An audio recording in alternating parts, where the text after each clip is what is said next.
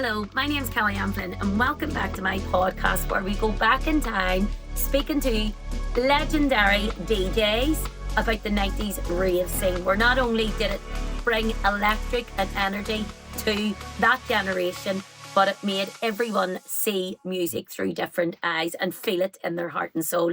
I am joined by the legendary Mark Dobbin, the guy who made it all begin. Thank you so much, Mark. I'm so grateful for having you.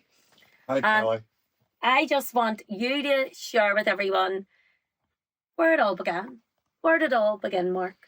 A long time ago, Kelly. I was 13 years of age, and I started DJing just in school. Myself and Robbie Nelson, we just used to do school discos, and it just then moved on from there into the clubs, and that was in the early 80s. You know, we were playing disco music then, and then when it hit the 90s, well, then it just blew up. But originally, whenever you say you were just DJing, like how as a 13-year-old do you just DJ? How did you get involved? Well, just basically the teachers in the school, they always had school discos. And we just decided, well, we'll take this on because the ones that were doing it actually had left the school, so they needed somebody new to come in and do it for the 4 or 5 years that we were at the school, you know. So yeah, it was exciting. It was fun, you know. And as I say, Robbie Nelson, me and Robbie then partnered up together, and then we headed out and we were doing private parties and we were doing weddings and we were doing all sorts. You know, I'm actually come January into my 49th year of DJing. Wow. Mm-hmm. Yeah. Oh my God. And Robbie as well. No way. Yeah. So. That is something else. So whenever you say you were doing this, so really originated from the school disco then? Yeah. Yeah. We're I mean, you'll find that right across the whole country. That's really where most of the DJs started, you know, doing private parties and birthday parties, and, you know, and then it just then developed into what it is now today. And did it sort of develop for you? Was it a transition, or was there that one tune that you realised, oh, we're going into a different era here? Yeah, well, you mean, back then, you know, 80s music has made a revival, you know, even to the present day. Do you know what I mean? But, you know, back then, if you were doing a wedding or you were doing an 80s disco, you know, you had a slow set, which is strange, because if you played a slow set now in a club, everybody just look at you. Do you know what I mean? You know, so it's just moved on, and you know, now when it went into the 90s, it just went through the roof, just took off. I'm laughing at the slow set because you always had to have a slow set. Even Chris Davis in the arena had to have a slow set in the arena, in between all the madness, the rave music, the dance music. The slow set had to be, it was paramount. It had to be there. And then back in the day, you know, all DJs used a microphone, you know, and it wasn't an MC. You know, you were introducing the tracks, you were introducing the songs, you had requests, you know, and then when it came to the slow set, it was Rash the Passion, your chance for a dance, your hope for if you're lucky. If you were lucky. So you were the famous guy. Your parents actually started off the Coldwater House, wasn't it? Yeah, well, they had a bar in the town first, and then they took over Coldwater, which then was a wedding venue.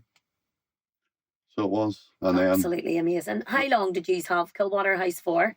1993 was, they bought it in 1993. My dad was involved in it before that with other partners. But really in 1993 is when the Dobbin family took over.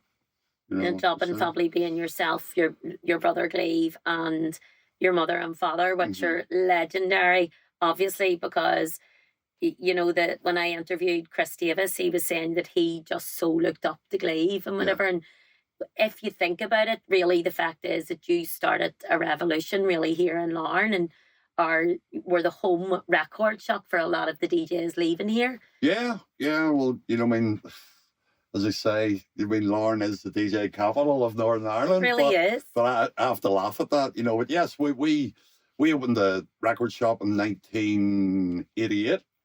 So we did, and the guys were coming from all over to buy the stuff, because it was myself and Robbie, so we knew what was getting played out there, and we knew the new records that the DJs were looking for, so. And because there's no, for the generation that's going to be watching this, it can't really understand. There was no YouTube. There was nothing like that. How did you source your music? How did you know what the DJs would, how did you know what was going to be electric in the club? How did you know that? Well, there was no internet at that stage, We used to get phone calls from the suppliers, each week, and they would go through, their top 10 of what they thought would sell, so that was one of the ways, We used to get a phone call, I think it was every Monday or Tuesday, and we used to get a phone call, and then the records would be there for Thursday or Friday for the weekend for the DJs to come down and buy. Mm-hmm. And what would I be right in saying, could I answer the question if Coldwater was your favourite, or? Well, it was my home club, if you don't mean it. But when I've been around a few clubs in the country, they were all good back in the day. They definitely were. And what would be, if you had a highlight to pick out of all those years? You're coming up to your 49th year, did you say? 49th, yeah, in January. What would have been your highlight, say, over the 90s? Every weekend.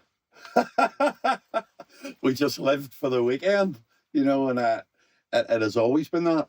It's DJing is really weekend work.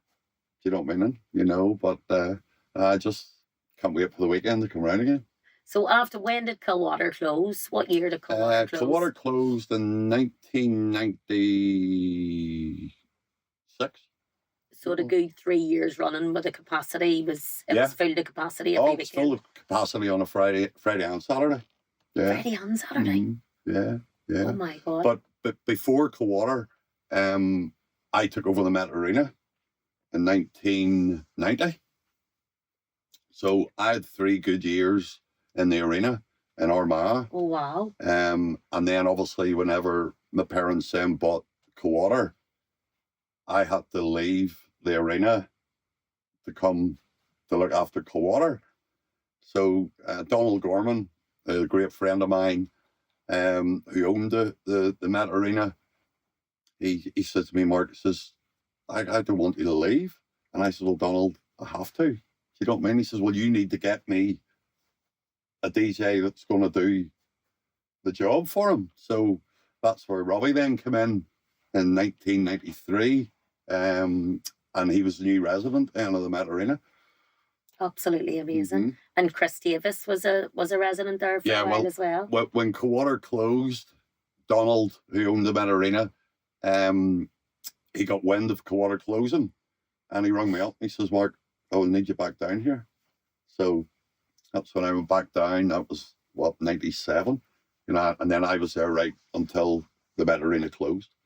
And would you say out of your 39 years, would that be your favourite? 49 years. 49 years, 49 and being kind. Was that your favourite time, the 90s? Fuck yeah. Yeah, it was. You had the Met Arena, you had Lush, you had the network. Kelly's then. You had Kelly's, yeah. You had the network, you had Coldwater, you had Circus, and then you had all the illegal raves and the forests and here, there, and everywhere. And all the late night clubs, the went on to all hours in the morning. You wouldn't even get that now. No. There's actually kids out there who've never been in a nightclub. No. It's hard to believe. It really, really is. No phones. I said time and time again, like, we didn't know. I scan the photographs of the videos to see if because I would love to see myself, do you know what I mean? Like, really giving it large, loving life, because that's what it was all about. It was just about the music and the vibes and the energy and meeting everyone, wasn't it? Yeah, well, on Facebook there is things that do pop up from clubs, and we have footage of Coldwater, Dream Frequency, playing in Coldwater, so, but like it's all memories, you know, but very good memories. But very, very good memories. Yeah.